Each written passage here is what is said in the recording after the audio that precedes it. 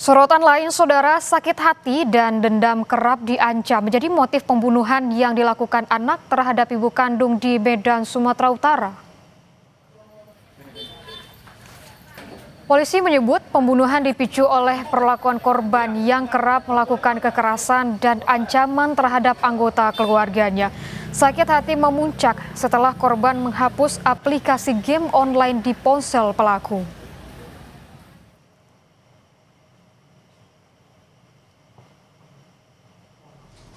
Melihat kekerasan yang dilakukan korban terhadap kakak, adik, dan bapaknya yang diancam menggunakan pisau.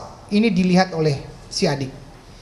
Kemudian melihat kakaknya, maksudnya adik melihat kakaknya yang dipukuli oleh korban menggunakan sapu dan tali pinggang. Si korban sakit hati karena game online-nya dihapus. Korban melihat game Murder Mystery pada season Kills Others menggunakan pisau. Dan menonton serial anime DC pada saat adegan pembunuhan menggunakan pisau.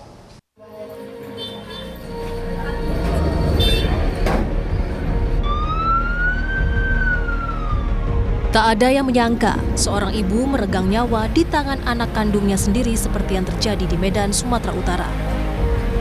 Sang ibu ditemukan meninggal di rumahnya dengan sejumlah luka di tubuh.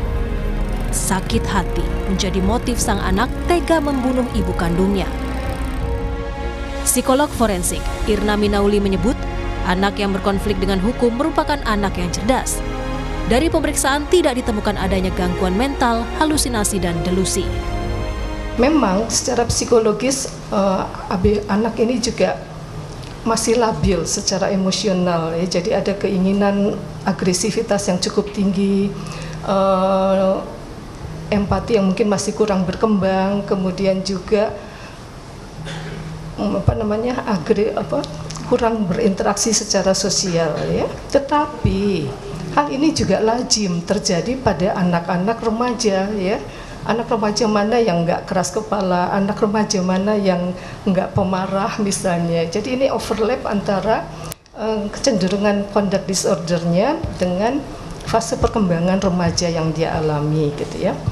Jadi kalau dilihat kemungkinan terjadinya peristiwa ini bukan karena adanya gangguan kesehatan mental ya. Jadi lebih ke arah misalnya pengalaman kekerasan yang dialami, yang dia saksikan. Dinas Pemberdayaan Perempuan, Perlindungan Anak dan Keluarga Berencana Sumatera Utara menyebut akan mendampingi anak yang berkonflik dengan hukum, mulai dari menjalani proses hukum hingga di persidangan.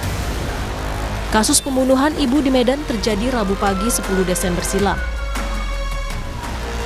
Korban ditemukan dalam kondisi penuh luka di kamarnya di lantai 1 rumah pukul 5 pagi oleh anak pertamanya. Kondisi sang ibu mengenaskan dengan sejumlah luka senjata tajam. Sang suami datang dan melihat anak keduanya memegang pisau, lalu melaporkan kejadian ini. Sebelum ambulans datang, nyawa korban tak tertolong dan meninggal. Korban dievakuasi ke Rumah Sakit Bayangkara Medan untuk diotopsi. Tim Liputan, Kompas TV.